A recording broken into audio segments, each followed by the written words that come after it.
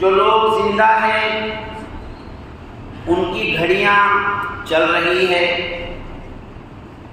جو دنیا سے رخصت ہو گئے ان کے میٹر بند ہو چکے ہیں، جو انہوں نے کر لیا ان کا حساب کتاب شروع ہے۔ اللہ تبارک و تعالیٰ ہی جانتا ہے وہ کس حال میں ہے، لیکن جو موجود ہیں ان کے پاس موقع ہے اور وقت ہے کہ وہ اس موقع کی نزاکت کو غنیمت سمجھ کر کے پھر اپنی اصلاح کی فکر کرنے کی کوشش کریں۔ رمضان المبارک کا مہینہ قرآن مقدس سے ایک خاص لگاؤ رکھتا ہے، بلکہ یوں کہیے کہ تمام آسمانی کتابیں تقریباً تمام کتابیں رمضان المبارک کے مہینے میں نازل ہوئی۔ حافظ عماد الدین ابن کثیر رحمۃ اللہ علیہ نے مسند امام احمد ابن حنبل رحمۃ اللہ علیہ کے حوالے سے حضرت واسطہ ابن الاسقع رضی اللہ تعالی عنہ کی روایت نقل فرمائی کہ اللہ تبارک و تعالی نے حضرت ابراہیم علیہ السلام کو جو صحیفے عطا فرمائے وہ رمضان مبارک کی ایک تاریخ ہے، اور توریت جو عطا کی گئی رمضان مبارک کی 6 تاریخ کو دی گئی، انجیل رمضان المبارک کی 13 تاریخ کو دی گئی، اور حضرت جابر رضی اللہ تعالی عنہ کی روایت کے مطابق زبور 12 رمضان مبارک کو عطا کی گئی، اور قرآن مقدس جس کو اللہ تبارک و تعالی نے فرمایا اِنَّا أَنزَلْنَاهُ فِي لَيْلَةِ الْقَدْرِ، ہم نے لیلۃ القدر میں اس کو نازل کیا، وہ رمضان المبارک کی 24ویں تاریخ یعنی 25ویں شب تھی، جب اللہ نے آسمان دنیا پر لوح محفوظ سے پورا کے پورا قرآن ایک بار کی نازل فرمایا۔ تو معلوم یہ ہوا کہ رمضان اور قرآن یہ دونوں ان کا کیسا دوستانہ ہے، ان کا آپس کا ساتھ کیسا ہے۔ دیکھو رمضان کا چاند نظر نہیں آیا کہ ساری مسجدیں قرآن سننے کے لیے بھر گئی، یہ روزہ تو کل رکھیں گے بھائی، ایک روزہ تو کل ہوگا لیکن ایک پارے سے زیادہ ابھی ہو چکا، تو یہ ان کا آپس کا گہرا جو ربط ہے، اور قرآن کریم کو اللہ تبارک و تعالی نے جو انٹروڈکشن کروایا ہے، اس کا تعارف، اس کا پریچے جو اللہ نے جس انداز سے فرمایا ذالک الکتاب، یہ وہ عظمتوں والی کتاب ہے، یعنی جب کسی چیز کی بڑائی بیان کرنے کے لیے بولا جاتا ہے، کسی چیز کو جب بڑائی کے ساتھ اس کا تذکرہ کیا جاتا ہے تو آدمی سامنے ہوتے ہوئے بھی وہ کا لفظ استعمال کرتا ہے۔ جیسے کوئی مثال کے طور پر ہم یوں سمجھیں، کوئی شخص ہے جو زیادہ پہلوان ہے مان لو، اب اس سے پوچھا گیا کہ آپ کون، اب اس کو تھوڑا اپنا تعارف دوسرے لوگوں سے ہٹ کر کرانا ہے۔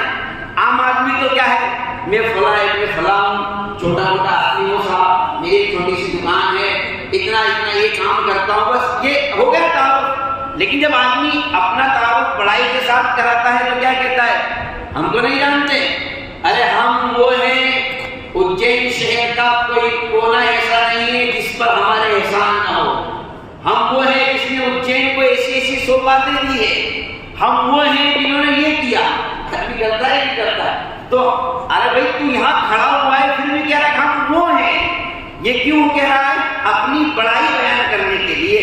اللہ تبارک و تعالیٰ نے اپنی کتاب کا تعارف کرایا، اور یہ وہ کتاب ہے جس میں ذرا برابر کی شک کی گنجائش نہیں۔ کیسی گنجائش نہیں؟ آج کی تاریخ میں رمضان المبارک شروع ہوا، ہزاروں لاکھوں حافظ قرآن سب نے قرآن پڑھا، ایک مثال دینے کے لیے، ایک ایگزامپل کے لیے آپ بتا دیں، اور آج نہیں، آج سے پہلے جتنے بھی ہزاروں لاکھوں لوگوں نے قرآن پڑھا 1400 سال سے، جب سے لا ریب فیہ آیت کریمہ نازل ہوئی، کوئی بتا سکتا ہے کہ امام صاحب نے لا کو ہٹا دیا ہو اور امام صاحب نے یہ پڑھا ہو الف لام میم ذالک الکتاب ریب فیہ؟ بتائیے، کوئی بتا سکتا ہے؟ اگر پڑھے گا پیچھے سے لوگ ٹوک دیں گے، نہیں امام صاحب صحیح نہیں پڑھو گے، آگے نہیں پڑھنے دیں گے۔ اور اگر پڑھ کے چلا گئے، امام صاحب نے پڑھ کر کے رکوع کر لیا، نماز پھر سے پڑھنا پڑے گی۔ کیوں؟ اس لیے کہ ترجمہ بدل جائے گا۔ لا ریب فیہ ترجمہ ہے کہ اس میں ذرا برابر بھی شک کی گنجائش نہیں۔ کتنی گنجائش نہیں ہے معلوم؟ یہ لا ریب جو ہے نا، ہم صرف اسی پر بات کرتے ہیں۔ اگر اس کو کوئی حافظ صاحب لا ریب کو لریب پڑھ دے، خالی الف ہٹا دے، لام الف میں جو الف ہے نا وہ ہٹا دے، تو بھی نماز فاسد، کوئی نہیں بچا سکتا۔ پھر کتنی ہی بڑی سفارش لے آؤ، کتنی بڑی توپ کے دستخط لے آؤ، نماز نہیں بچے گی، پھر سے پڑھنا پڑے گی، کیونکہ اب لریب پڑھ لیا، ترجمہ ہو جائے گا کہ اس میں یقیناً شک ہے۔ اب دیکھیے، ابھی تک تو ادھر ذرا بھی شک نہیں ہے، لیکن الف ہٹا دیا تو ترجمہ ہو گیا اس میں یقیناً شک ہے۔ بتائیے نماز ہوگی؟ اور اگر کسی نے لام ہٹا دیا، خالی لا ریب میں لام ہٹا دیا، الف پڑھا، تو اریب فیہ ترجمہ ہو جائے گا اس میں بہت زیادہ شک ہے، اس میں بہت زیادہ شک ہے۔ بتائیے نماز بچے گی؟ نہیں بچے گی۔ اللہ تبارک و تعالی نے اسی لیے اس کا تعارف ہی اس انداز سے کروایا کہ جب سے اس کا نزول ہوا اس وقت سے لے کر آج تک، ارے انطاکیہ والوں نے حضرت موسیٰ اور حضرت خضر کا واقعہ ہے، ایک بستی پر گئے تھے اور بستی والوں سے انہوں نے کہا تھا کہ یار بھائی ہم لوگ پریشان حال ہے، بھوک لگی ہوئی ہے، ہمارے لیے کچھ کھانے پینے کا انتظام کرو، تو بستی والوں نے منع کر دیا تھا۔ اللہ نے اس کی منظر کشی کی، فَأَبَوْا أَن يُضَيِّفُوهُمَا، ان بستی والوں نے حضرت خضر اور حضرت موسیٰ کی مہمان نوازی سے انکار کر دیا۔ وہاں لفظ ہے فَأَبَوْا سورہ بقرہ میں، تو انتہائی کس بستی میں، کس بستی کے متعلق آیت ہے نا، ان وہ بستی والے اس وقت سے آج تک یہ چکر میں لگے ہوئے ہیں کہ فَأَبَوْا کو فَأَتَوْا کرتے ہیں، وہ با ہے نا، اس با کو تا بنا دے، خالی کچھ نہیں کرنا ہے ہم کو، کیا کرنا ہے؟ با کو تا بنانا ہے۔ اب ترجمہ کیا ہو جائے گا؟ اگر انہوں نے با کو تا فَأَبَوْا کو فَأَتَوْا کر دیا، ترجمہ ہو جائے گا اور بستی والے مہمان نوازی کے لیے آگے آئے، جبکہ انہوں نے مہمان نوازی نہیں کی تھی، نماز فاسد نہیں بچ پائے گی۔ تو یہ قرآن کریم کا اعجاز اور یہ معجزہ ہے جس کو اللہ تبارک و تعالیٰ نے فرمایا کہ اس میں ذرا برابر بھی شک کی کوئی گنجائش نہیں ہے۔ رسول اللہ صلی اللہ علیہ وسلم کے زمانے سے آج تک مجھے بتائیے دنیا میں کتنی زبانیں بولی جاتی ہے اور کتنے لوگ ہیں جو اپنی زبان کے علاوہ کوئی دوسری زبان نہیں بول سکتے۔ دیکھو آپ بنگال چلے جاؤ، آسام چلے جاؤ، بہار چلے جاؤ، اور ادھر تمہارے چنئی چلے جاؤ، اور تمل میں چلے جاؤ، ساؤتھ میں چلے جاؤ، کیرلا چلے جاؤ، ان کی زبان، چائنا چلے جاؤ، ایشیا چلے جاؤ، فرانس چلے جاؤ، جاپان چلے جاؤ، ان کی اپنی اپنی زبانیں ہیں اور ایسی ہیں کہ وہ اس کے علاوہ نہیں بول پائیں گے۔ لیکن مجھے بتائیے چائنا میں تراویح ہوتی ہے تو وہاں بھی الحمدللہ رب العالمین پڑھا جاتا ہے یا اپنی زبان میں پڑھتے ہیں؟ ارے بتائیے بھائی، وہ تو اسی زبان میں پڑھیں گے۔ تو یہ قرآن کریم کا معجزہ ہے کہ پوری دنیا میں جہاں بھی پڑھا جائے گا جو حضرت محمد مصطفیٰ صلی اللہ علیہ وسلم پر نازل کر دیا گیا، ایسے ہی ایک ایک حرف اسی طریقے سے پڑھنا ہے۔ اسی لیے فرمایا لا ریب فیہ، اس میں ذرا برابر بھی شک کی گنجائش نہیں ہے۔ لہذا جیسے ہی رمضان المبارک کا مہینہ آتا ہے، قرآن اور رمضان، قرآن اور رمضان دونوں کا ایک بہترین سنگم ہو جاتا ہے، جس میں اس بات کی طرف اشارہ ہے کہ اہل ایمان کو چاہیے، مسلمانوں کو چاہیے کہ وہ قرآن سے اپنے آپ کو وابستہ رکھے، اس لیے کہ ذالک الکتاب کا مطلب ہی یہ ہے وہ کتاب، اگر سینے سے لگائے جانے کے قابل کوئی کتاب ہے، قانون بنائے جانے کے قابل کوئی کتاب ہے، زندگیوں میں انقلاب لانے والی اگر کوئی کتاب ہے، زندگیوں کو بدلنے والی کوئی کتاب ہے، زندگی کے اعمال میں سمانے والی اگر کوئی کتاب ہے تو ذالک الکتاب یہ ہے وہ یہ کتاب ہے جس کو تم اپنے سینے سے لگاؤ، اپنی زبانوں پر لاؤ، خود بھی لاؤ، اپنے بچوں کو بھی اس کو سکھاؤ، خود بھی پڑھو، اپنے بچوں کو بھی اس کو پڑھاؤ۔ حضرت جناب رسول اللہ صلی اللہ علیہ وسلم جب کثرت سے قرآن کریم کی تلاوت کرتے تھے، لیکن رمضان المبارک کا مہینہ آتے ہی آپ کی تلاوت میں اضافہ ہو جایا کرتا تھا، اور اس کی ایک خاص کشش ہے۔ کیسی کشش ہے؟ جناب رسول اللہ صلی اللہ علیہ وسلم، مسلم شریف کی روایت ہے، ایک مرتبہ جا رہے تھے، ایک ساتھی کو، ایک صحابی کو دیکھا کہ وہ قرآن پڑھ رہے ہیں اور خوب جھوم جھوم کر پڑھ رہے ہیں، تو رسول اللہ صلی اللہ علیہ وسلم نے اپنے پاس میں ایک صحابی کھڑے ہوئے تھے، ان سے کہا تم کو کیا لگتا ہے یہ شخص ریاکاری کر رہا ہے، دکھلاوا کر رہا ہے؟ فرمایا، آپ نے خود فرمایا نہیں، یہ ریاکاری نہیں کر رہا ہے، یہ دکھلاوا نہیں کر رہا ہے، اللہ تبارک و تعالی اس کے پڑھنے سے بہت خوش ہو رہے ہیں۔ اور وہ کون تھے؟ حضرت ابو موسیٰ اشعری رضی اللہ تعالی عنہ۔ انہوں نے جب دیکھا رسول اللہ صلی اللہ علیہ وسلم کو تو وہ بھی تھوڑی دیر کے لیے چونکے، آپ نے ان کو فرمایا اوتی کا مزمار من مزامیر آل داؤد، کہ ابو موسیٰ آل داؤد کو جو سر دیے گئے تھے، جو نغمہ ان کو دیا گیا تھا، داؤد کو جو لحن دیا گیا تھا، جو پڑھنے کا طریقہ دیا گیا تھا، اس میں سے تجھے بھی عطا کیا گیا۔ کیا دیا گیا تھا حضرت داؤد علیہ السلام کو؟ حضرت داؤد علیہ السلام کو اللہ نے ایسا لحن، ایسا طریقہ، ایسی آواز، ایسا نغمہ، ایسا سر دیا تھا کہ جب وہ زبور پڑھتے تھے تو انسان جنات بھی، چرندے، پرندے، حتیٰ کہ درندے جو ان کی آواز کو سنتا تھا سب اپنی جگہ پر سہم جاتے تھے اور ان کی زبور کو سننے میں مشغول ہو جایا کرتے تھے۔ رسول اللہ صلی اللہ علیہ وسلم ابو موسیٰ اشعری سے کہہ رہے ہیں کہ تجھے تو وہ والا سر دیا گیا ہے۔ جب قرآن کی تلاوت کی جاتی ہے، اللہ تبارک و تعالی رحمت کے فرشتوں کو نازل کرتا ہے، اور جب رحمت کے فرشتے نازل ہوتے ہیں شیطان گھروں سے خود بخود بھاگ جاتا ہے۔ شیطان کو بھگانے کا نسخہ قرآن کریم کی تلاوت ہے۔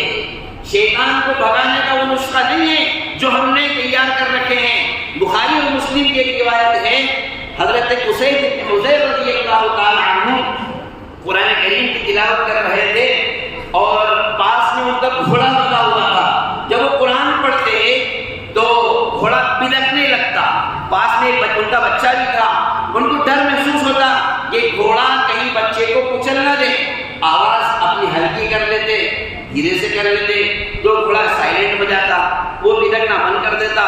تھوڑی دیر تک یہ سلسلہ چلتا رہا۔ حضرت جناب یہ رسول اللہ صلی اللہ علیہ وسلم کو اس کا علم ہوا، جب وہ اپنی نماز سے فارغ ہوئے، قرآن کی تلاوت سے فارغ ہوئے، تو انہوں نے دیکھا کہ کچھ روشنیاں ہیں جو آسمان کی طرف، جیسے تمہارے لائٹ دکھ رہے ہیں نا، ایسے کچھ لائٹ دکھ رہے ہیں۔ جب بھیڑ ہو، بہت زیادہ بھیڑ ہو اور چاروں طرف اندھیرا ایک دم سے لائٹ چلے جائے تو سب لوگ کیا کرتے ہیں؟ موبائل نکال لیتے ہیں اور موبائل کے ٹارچ سے باریک باریک چمکنا شروع ہو جاتے ہیں۔ تو انہوں نے جب دیکھا تو کچھ روشنیاں چمک رہی تھی۔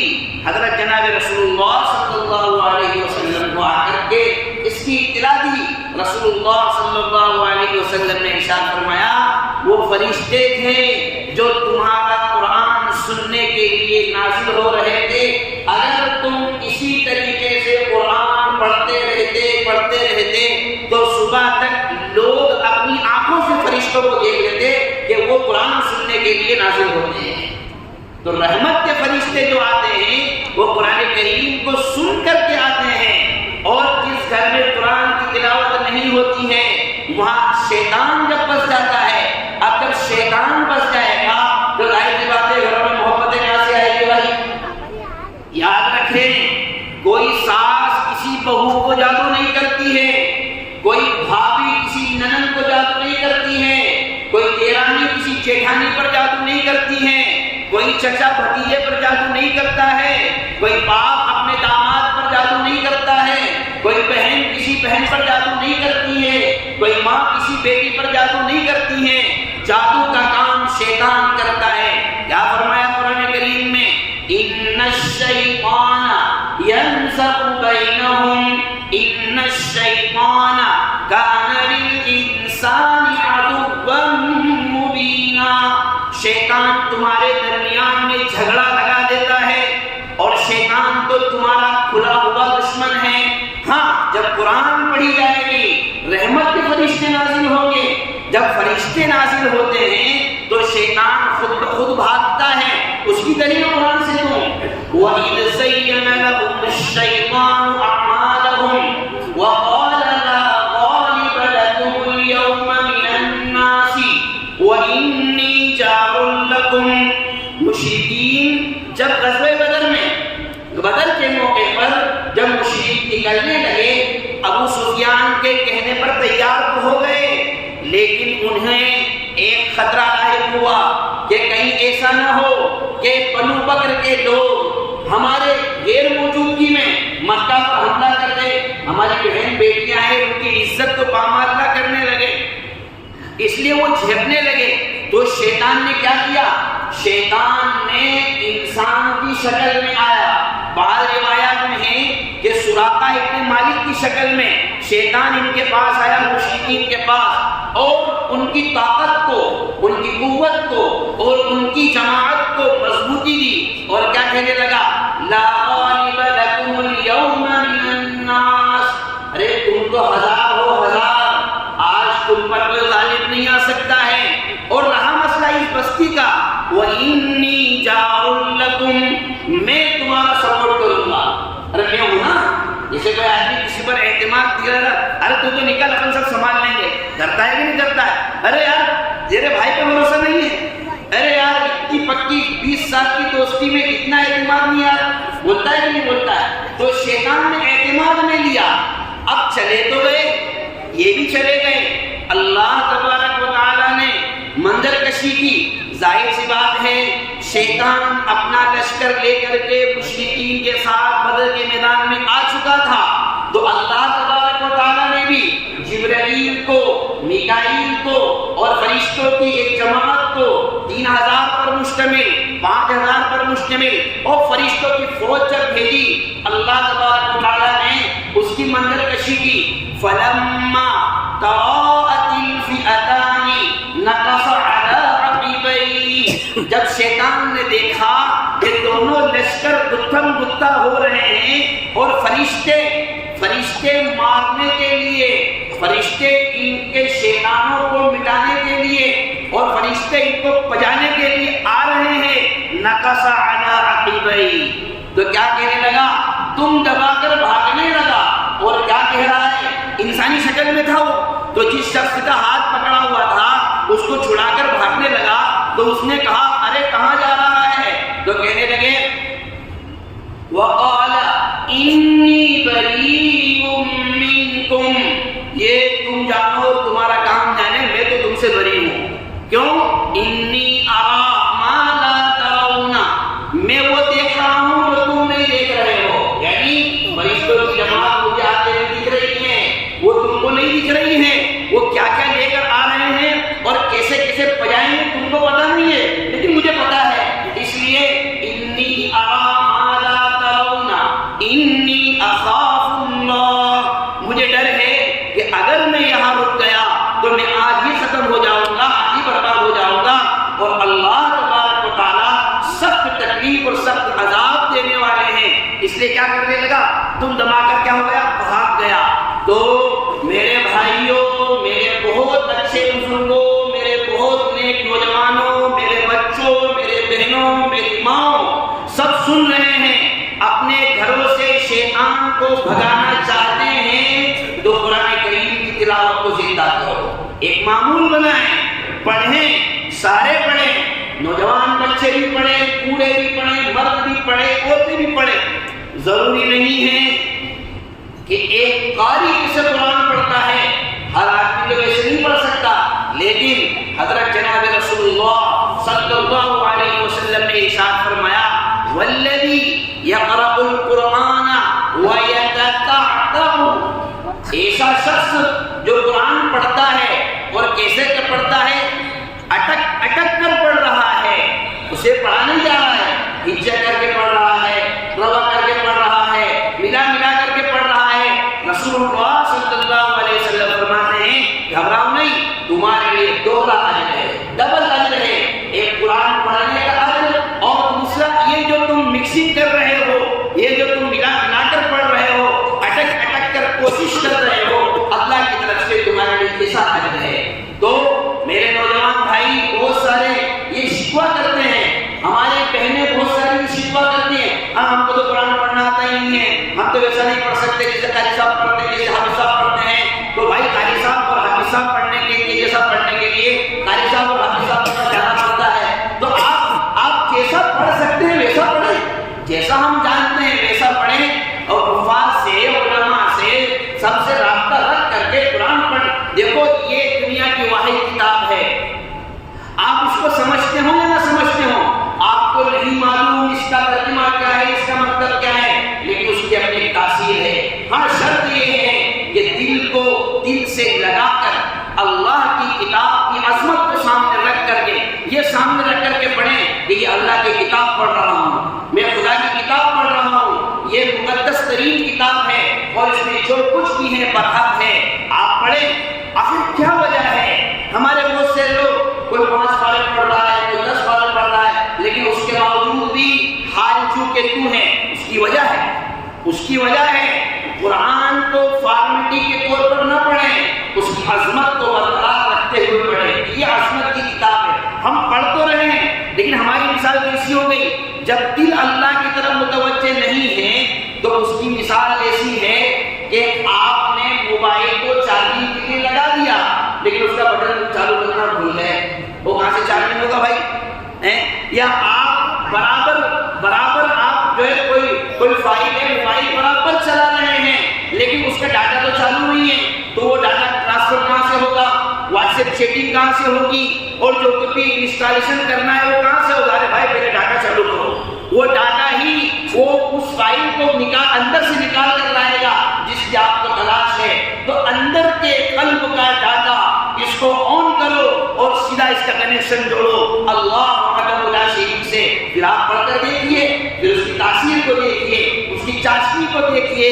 دنیا کے فتنوں کو دفع کرنے کا واحد علاج، دنیا کے فتنوں کو ختم کرنے کا واحد علاج، اللہ کی قسم کوئی کتاب نہیں ہے۔ سارے بچے، سارے مرد، سارے عورت، ارے ایک مطلب کر کے تو دیکھو یار، کر کے تو دیکھو کیسے انقلاب آتا ہے، کون کہتا ہے انقلاب نہیں آئے گا؟ ضرور آئے گا۔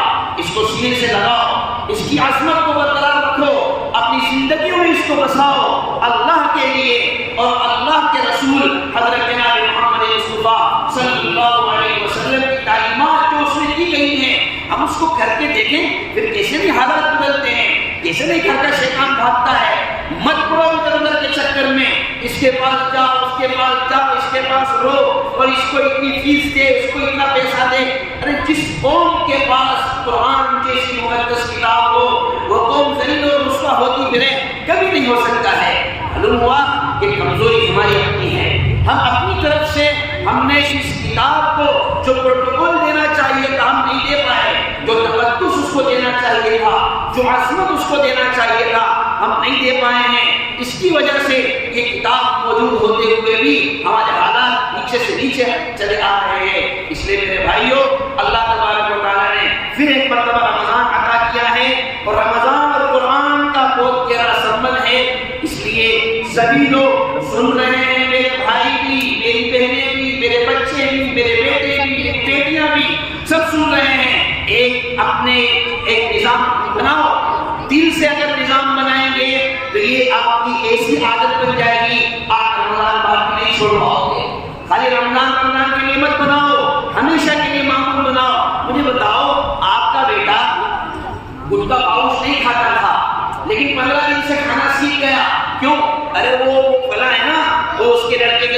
چھوٹنے لگ گیا تھا یار، اس نے عادت ڈال دی، اب چھوٹتا ہی نہیں ہے. آپ کا بیٹا سپاری نہیں کھاتا تھا لیکن اس کی صحبت 8 دن مل گئی، سپاری کھانا سیکھ گیا.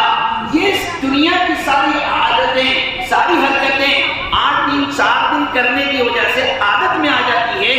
پورے مہینے قرآن کریم کی تلاوت کریں گے تو کیا وہ عادت میں نہیں آئے گی؟ کرتے ہیں پھر بھی عادت میں نہیں آتی ہے. معلوم ہوا کہ دل کا ڈاٹا آف کر کے تلاوت کرتے ہیں، اس ڈاٹے کو آن کرو، اللہ سے تعلق مضبوط کرو اور اللہ کی طرف توجہ ہو کر قرآن کی تلاوت کریں. انشاءاللہ اس کے نتائج ہمارے سامنے آئیں گے. قلب کو ایک کیفیت، ایک سکون کی کیفیت نصیب ہوگی. اللہ تبارک و تعالی ہم سب کو اس مقدس کتاب کا تقدس عطا فرمائے. اللہ ہم سب کی تمام عبادتوں کو قبول فرمائے. وما توفیقی الا باللہ.